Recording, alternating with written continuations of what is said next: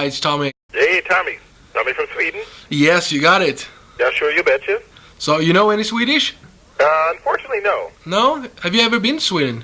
No, I've been to Switzerland 3 times and Japan 10 times. Never to Sweden. Let's get to it. So let's start with how old are you? How old am I? Yeah. 33. When did you start to play? How old were you? Well, let's see. I was actually about 12, to tell you the truth. I really started playing the guitar when I was about 12. I heard something that you started in studios when you were really young. I was about 18, actually. So you learned pretty much in those 6 years. Well, I worked real hard, and and the Lord blessed, and I was able to get in, start doing some things. Played a lot, and did what I could. Did you have any education at all in those 6 years? I had a teacher, a real good teacher by the name of Gary Bell. Then I had a teacher by the name of Greg Perret, who I studied classical with, who now he's my partner. We do television shows together. And then I studied with a man by the name of Duke Miller briefly, who also taught Lee Ritenour. Studied with him at USC, and then I studied with a man named Eddie Arkin, who actually now produces records like Nancy Wilson with Barry Manilow and stuff. I studied with him also at USC. What's the first record you ever played on? Do you remember that? Yes, the first record I actually played on was a record that didn't come out. It was a record that a friend of mine was producing on Ben Vereen. What year was that? 1978. Which was the first one that came out? First one that came out was a record by a guy by the name of Lenny Williams, who used to sing lead for Tower of Power, and the record was called Spark of Love. Yeah. Yeah. So how many records have you played on? Do you know that at all? That I don't know. Probably a few hundred, I guess. I don't know. That's a good question. I would imagine maybe around 500, 600, 700 records. Well, I just pray that continues. Yeah, but it's good. I mean, you played on so many classic albums, that's very big here in Scandinavia and everything. Oh, good. Who were your idols when you were growing up? Oh, no, that's an easy one. Wes Montgomery a lot, Earl Klug, George Benson, Lee Ritenour, Al McKay, and Ray Parker Jr. That's a good bunch. What about now, these days? What do you think about Luke and Lando and Dan Huffman? Oh, great players. Great players, and I've worked with them also in the past, and, and they're fun guys and great players and, just really, outstanding guitarists. Yeah, in my opinion, too. How come you became, well, I guess you're more of a rhythm player than a lead player, even though you play leads, but, I mean, that's sort of your trademark, the rhythm player. Well, that's kind of what I got called for. Yeah. You kind of, I'm of the adage, I don't care what you call me, as long as you call me. Yeah. That's kind of what I got called for. What happened was, when I started doing sessions, was at a time when Ray Parker stopped doing sessions, and Lee Ritenour stopped doing sessions, and Al McKay stopped doing sessions to concentrate on Earth, Wind, and Fire.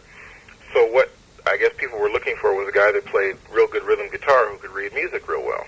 And so that's what I got called for initially to do a lot of, is play rhythm guitar, kind of fill in Ray's spot and Al McKay's spot to a certain degree. So I think that's how that's how I initially got, I guess, tagged with being a rhythm guy. But, that's okay. So your situation is pretty much the same as Luke after Graydon and I don't know, maybe Carlton, even those guys quitting and left the scene for Luke pretty much. Exactly. Yeah, that's cool. So tell me about your main rig today. What do you use? I know you play Valley Arts guitars because... Play Valley Arts, yep. Yeah. Played Valley Arts for, about 12, 13 years. About 12 years. Let's see, I've been using the studio rig is a Boogie Triaxis preamp, an Ensoniq DP4, a Yamaha compressor, actually, that I've been using for a while, and a custom direct box I had made by a guy named Pat Schneider, and it's all switched through Custom Audio Electronics switcher, Bob Bradshaw. Bob Bradshaw, right. Actually, I played the on your first solo album, the Red Valley Arts. I played that one. The NAMM show, they had it there for display, I think. Right. Actually, that guitar, I didn't use that guitar on the album. I just used it on the cover. Well, I remember I know the guys at Valley Arts very good. They're old friends of mine because I used to work in the store. Oh, okay. Yeah, I used to work with Brent Block there, the teacher. I used to teach there for a while. Oh, I know Brent, yeah. Yeah, and so, well, I remember that guitar very well because, I mean, I used Valley Arts myself and they're very, very beautiful guitars. Oh, yeah. So the live rig, is it pretty much the same? Yeah, that's another question. Have you toured a lot? Do you do a lot of live gigs? Actually, I've been doing a lot more. Yeah, I was in, like I said, I was in Montreal last summer, in Japan. I just did the East Coast, and at the beginning of the year, we're going to go and do the South of United States. You know, supporting my record and doing some gigs, you know, stuff. But that's touring for your own albums, right? Yeah. Yeah. Have you done any tours with other people, like just a backup musician? Sure. Let's see. I toured with the Crusaders. I toured with George Duke several times. Toured with Patrice Rushen. Toured with Ray Parker Jr. in radio. I toured with Sadao Watanabe. I'm trying to think who else. I think that's it. Yeah. Hope you end up on a tour that comes to Sweden. You know, that'd be great. That would be fun. Yeah. So tell me about your solo albums. I haven't heard the second one. I only heard the first one. I liked it a lot. You know, it was a bit more jazzy than I expected. You know, well, I never heard your own music before. Maybe that's why I always think about your playing with, you know, poppy songs and everything. You know, right. But I liked it a lot, and it's got a lot of good playing. Well, the solo records, as far as like the solo records go, it's a thing of where, you know, I just kind of want to say something different, I guess. Just trying some different things. Let's see, you have, which album do you have? You have I Came to Play? Yeah, the first one, yeah. Okay.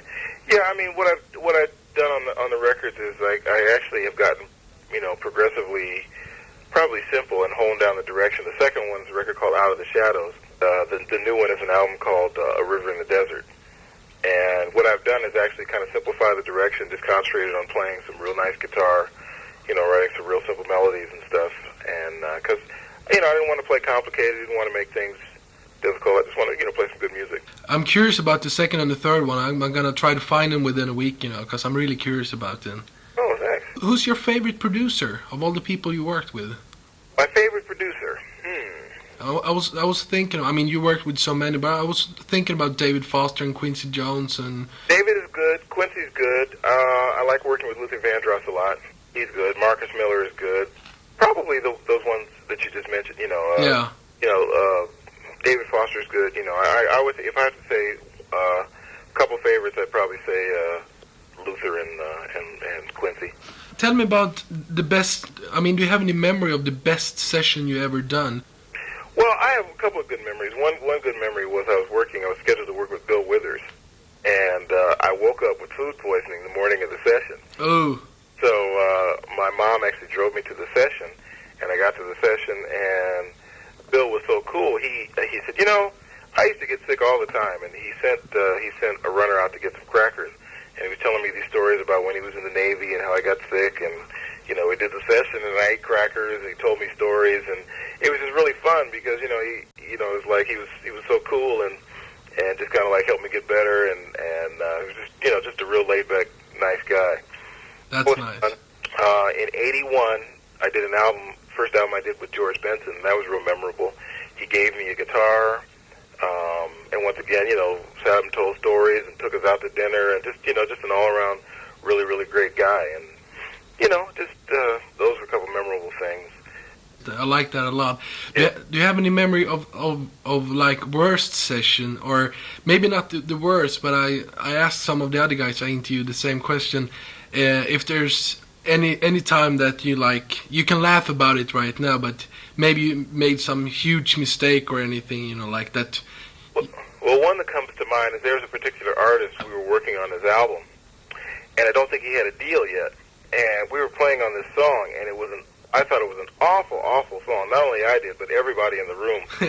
Oh, man, this is a terrible song. It's like, how does this guy think he's going to get a deal? I mean, it's like, this is a terrible, terrible song. I said, you know, we're just really taking this guy's money. Maybe we should tell him. He says, no, we'll just go ahead and do it. So we played the best that we could, and the album ended up being a huge record. It was platinum, and, you know, the guy made a big career out of it and stuff like that. But so we're kind of all standing there with egg on our faces because we thought, man, this is like the worst, you know, and yeah, it ended up being huge.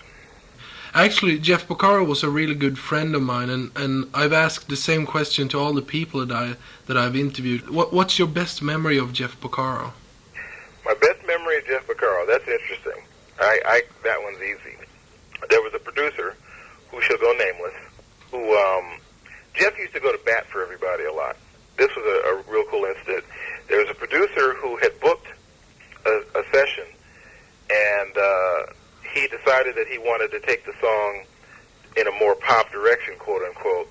So he canceled all of the black players and hired white players. Wow. One of which I guess was Jeff. And Jeff found out about it, and he busted him on it. He says, and he told the guy, says, "Look, what's this I'm hearing about you like canceling the black guys and hiring, you know, other white guys? Is this a race thing?" It's like, I know I'm not really hearing this. I mean, you know, it says, "It can't be true, is it?" You know, and he busted him on it, and it ended up that we were all, I guess, called back on the dates because of what Jeff had, you know, done. And so that's actually one of the fondest memories I have of Jeff. I remember when he did it, and you know, I thought it was unbelievably cool. And I have a lot of fond memories of Jeff, and in fact, the new album I dedicated to him. I was going to ask you about racism. Do you ever come across it in the studio? Do you ever feel it, or I mean, as a black player, do you ever feel racism in the studio? Well, I think the big racism thing was a lot of things that I was not called for, or a lot of things people assumed that I couldn't do because of the type of records I played on, and probably because of the color of my skin. It's so scary, you know. Yeah. Because I mean, the reason I'm asking this is because I work very, very much here in Sweden as a musician and everything against racism. That's why I'm curious about it, you know. Yeah. But do you ever play distorted lines, you know, with distortion and everything? I mean, rock songs and stuff like that. Not a lot. I mean, you know, not a lot. Once again, I don't get called for it to do a lot on records. I've done a lot on jingles, a lot on commercials, a lot on movies. Not a lot on records. Yeah. You know, a few records like Michael Jackson's "Beat It" and, you know, a few things like that, but not a lot, no. Oh yeah, you played the on "Beat It"? Did you play the rhythm lines behind Luke? Or? Yeah, that's actually myself and Lukather. That's cool. I always thought it was only Lukather. That's cool. Yeah. How much work do you do now? How many sessions a week do you do now? You know, it varies. Right now it's a little slow because it's the end of the year. Sometimes, you know, 3 or 4, sometimes 1 or 2, sometimes 10. You know, it varies really.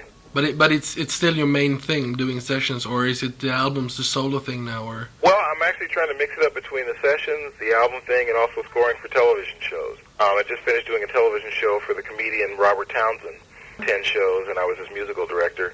And before that, I was scoring a television show out here called Martin. So, with my partner, Greg Perret. So I just kind of, you know, try to break it up and try to stay busy and kind of do whatever the Lord has for me to do. So I just, you know, kind of keep going. Have you done, I mean, now with all the tours and everything, have you done any live albums with other artists? One. I did a live album in Japan with George Duke. Let's see. Well, I wrote down some names, you know, people that you worked with. If you have any special memory, whatever you remember from any session or whatever. Okay. Okay, and the first one is Al Jarreau. Al Jarreau, let's see. A couple cool things about working with Al Jarreau. I remember we did the moonlighting theme, and working with Jay Graydon was real cool because he's a guitar player. And, you know, kind of knew what he wanted, you know, playing-wise and sound-wise and stuff like that. And Al's real cool. We worked together in Montreux doing the jazz festival and stuff. Just a real cool guy, real creative guy. Good singer. Yeah. Yeah, let's see. Whitney Houston. I was thinking about the Bodyguard soundtrack. I saw you played on a couple of tunes there. Oh, yeah. Whitney Houston, a very, very sweet lady. You know, when I first met her, you know, a few years ago, doing albums, just real, you know, quiet. And actually, she's still real quiet, very nice, very soft-spoken. You know, just a real nice, you know, sweet lady. Yeah. Very talented, worked real hard, you know, and just a great singer, great talent. Yeah. Let's see. Fee Waybill, his solo album, Read My Lips. I'm not sure if you only played on one song or anything, but it's... I think I only played on one song, and once again, Luke and Foster called me to do that, and what happened was Luke wanted this rhythm part, and I said, "Hey, man, why did you do this?" And he said, "Man, I don't want to do it, you do it." So I was like, okay, so that's actually how I ended up on the record was, you know, Luke called me to do it. There was a part that he wanted played, and he could have played it. I think he was just being lazy. He asked me to do it. It was fun, you know. Yeah. I mean, I was just being funny, you know. Yeah. Either he wanted a different, you know, inflection on it or whatever, but he could have done it very easily. So let's see here. Oh yes, Greedy Politi. I know you worked a lot with Dave Gamson. Very interesting project. When we did Would-Be's, which I guess was the tune that everybody kind of remembers. Yeah. The part was written out basically, which was fun.